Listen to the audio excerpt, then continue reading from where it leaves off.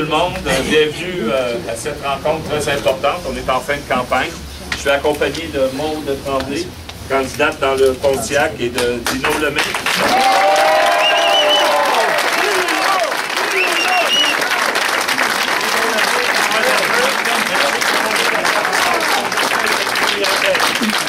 Alors, sans plus tarder, je laisse la parole à notre chef, Gilles Doucet.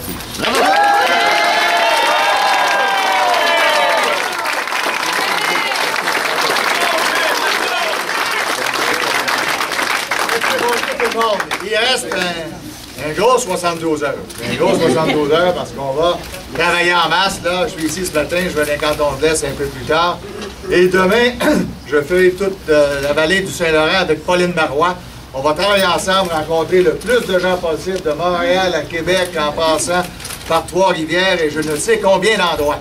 Parce qu'il faut tout mettre en place, là, tous nos efforts, toute notre énergie.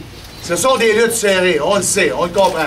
Il faut travailler sur ça, démontrer qu'il y a dans ça un parti qui en tout temps est à la défense des intérêts du Québec, puis trois autres partis, indépendamment de la couleur, là, que ce soit les conservateurs, les libéraux ou le NPD. Quand vient le temps de choisir Canada ou Québec, pour eux, c'est Canada. Oui. Et pour nous, c'est Québec.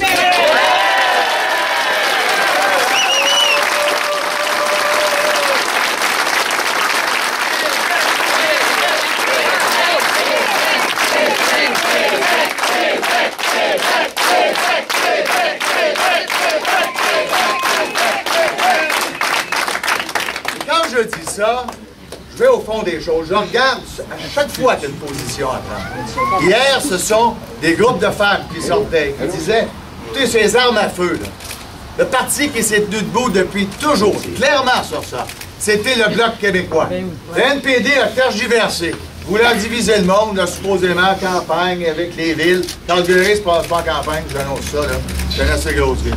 La division, c'était Canada-Québec. Au Canada, ils voulaient l'abolir, 62% des députés.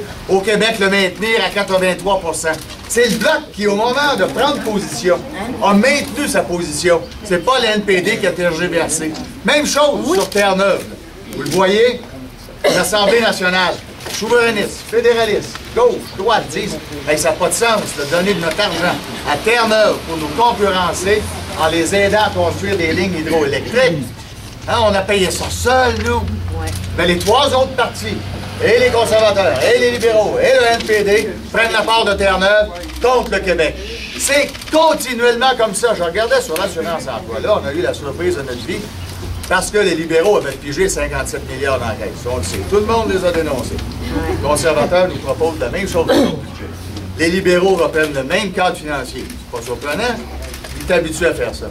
Mais le NPD arrive, puis aussi, il dit on prend 17 milliards dans la caisse d'assurance-emploi, dans la poche des chômeurs, puis dans la poche des travailleurs, parce que c'est une taxe sur l'emploi. Dans la poche des entreprises, ça enlève de la liquidité pour avancer, pour développer de nouveaux créneaux, pour être concurrentiel. Hein, dans un monde qui n'est pas facile, hein, parce qu'on a des concurrents à l'international. On ne s'attendait pas à ça, du NPD. Écoutez, on ne peut pas accepter des positions comme ça sur l'environnement. On a lutté tellement fort pour dire au Québec, là, l'environnement, c'est aussi économique. Ça va ensemble, c'est la prospérité, c'est le développement durable. Bon, on pensait qu'on avait un allié très solide sur ça. Parce que les conservateurs, là, pour Harper, c'est un complot socialiste. Pour M. Ignatieff, ben lui, c'est une question d'unité pan-canadienne, les sables bitumineux.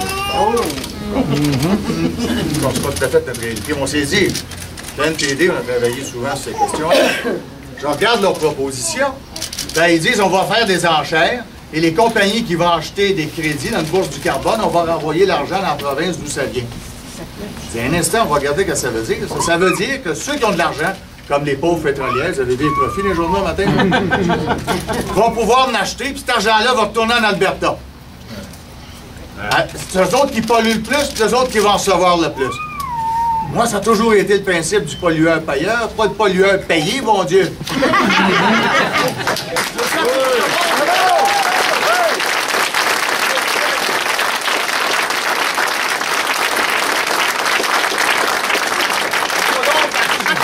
Regarder où sont nos intérêts et toujours avoir le respect de ce que nous sommes comme nation.